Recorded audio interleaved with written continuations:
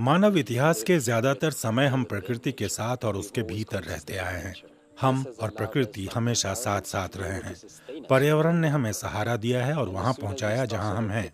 लेकिन जैसे ही हम पर्यावरण से खिलवाड़ करने लगते हैं, कुदरत के साथ समरसता को बिगाड़ देते हैं। कुदरत के सारे तंत्र एक दूसरे के साथ मिलकर काम करते हैं। इस तंत्र में हाथियों की अहम जगह है, ठीक वैसे ही जैसे इंसानों की है। वालोना सेहुलारो जो बोल रहे हैं, पूरे अधिकार से बोल रहे हैं।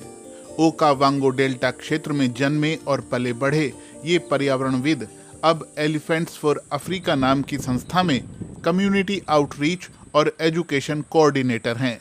ये संस्था खतरे में पड़े अफ्रीकी हाथियों को बचाने में जुटी है। लेकिन इस काम में मुश्किलें कम नहीं हैं। स्थानीय लोग बताते हैं कि इन जंगली हाथियों के साथ कैसे उनकी मुठभेड़ होती है।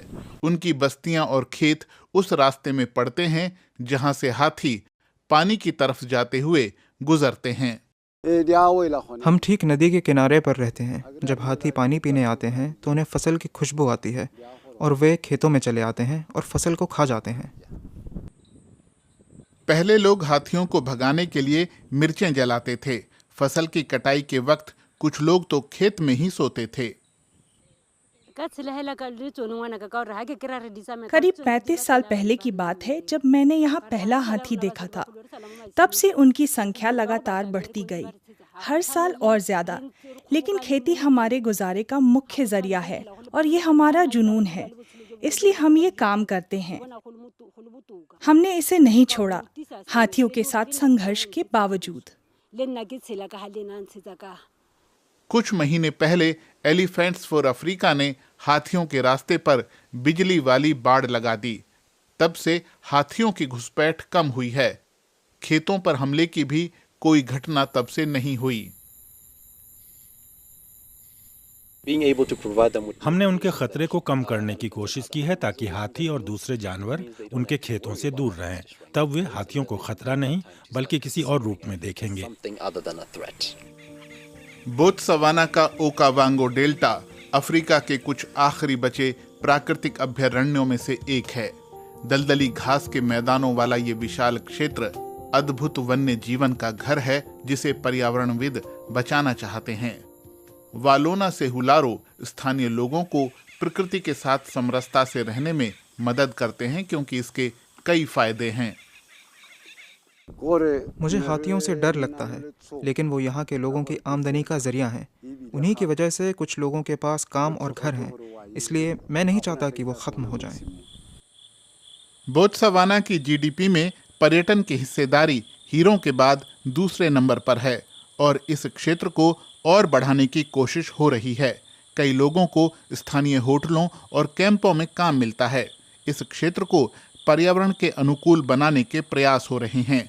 इस इलाके में इमारतें बनाने में कंक्रीट के इस्तेमाल की इजाजत नहीं है। सब कुछ कुदरत के हिसाब से होना चाहिए। अगर हम इसकी सुरक्षा नहीं करेंगे और समुदाय के साथ मिलकर काम नहीं करेंगे, तो ऐसा वन्य जीवन ही नहीं रहेगा जिसे देखने पर्यटक आएं। बच्चों में भी संरक्षण की भावना बढ़ाने की कोशिश हो रही है।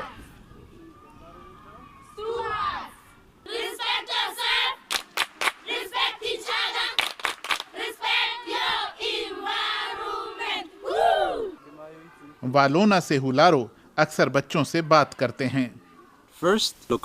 पहले देखो और तय करो कि तुम हाथियों के झुंड के बीच में तो नहीं हो। अगला जानवर है हिप्पो।